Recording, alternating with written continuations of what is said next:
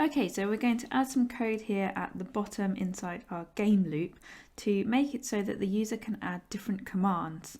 So here I'm saying that if the command they've given is north, south, east or west, then that obviously means that they want to move. So we're going to let them move from the current room to another room if there is a room in that direction. So we're just using the same code that we had already just there. However, we might want to allow them to do different things other than moving.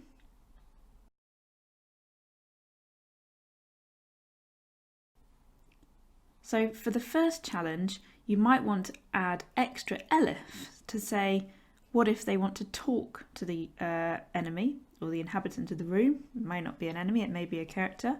So what would we get the command to do there if they type in talk? That's something that you have to figure out. There may be other things that they want to do. So they may also want to fight with the inhabitant of the room as well. So we can add another elif and say, if they've typed in to fight, then what are we going to do? What's the loop going to do?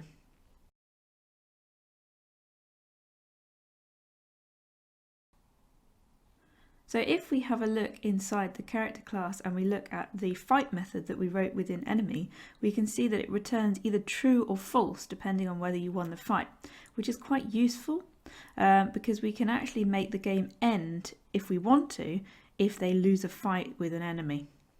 So here I'm just adding the exact same code that we had before when we were fighting with the enemy in our test file. So I'm asking the user what they want to fight with and then I'm letting them input whatever the item is which they wish to fight with. Then I'm calling the fight method on the inhabitant to fight with the item which they have described. We can use the fact that the fight method on the inhabitant returns true or false to say, well, if it returned true, i.e. they won the fight, what should we do? And if it returned false, i.e. they lost the fight, then maybe we want to do something else.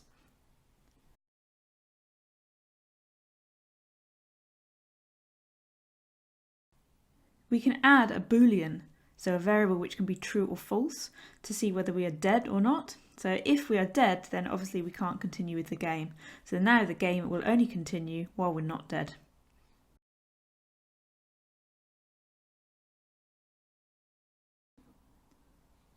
Another thing that we could do is we could add another character so that we don't just have Dave. So in this case I'm going to add a new character which is going to be, rather than an enemy, it's going to be Katrina the friendly skeleton, and she's going to be a character.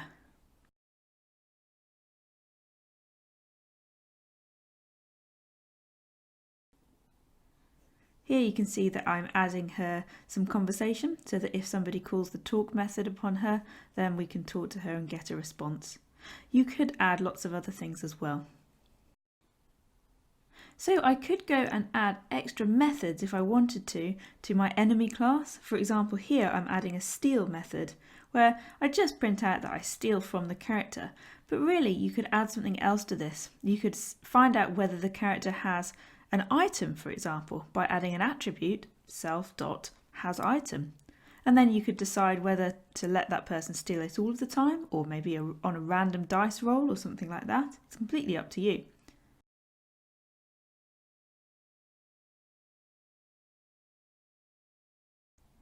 Another thing I could do is I could add a completely new class.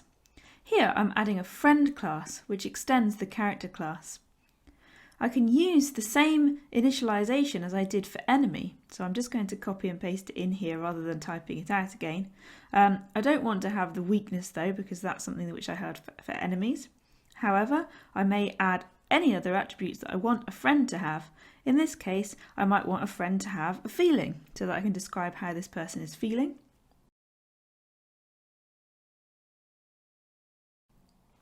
Here I'm going to add another method just as an example so that you can hug a friend. So instead of calling a fight method on a friend, you may want to hug a friend.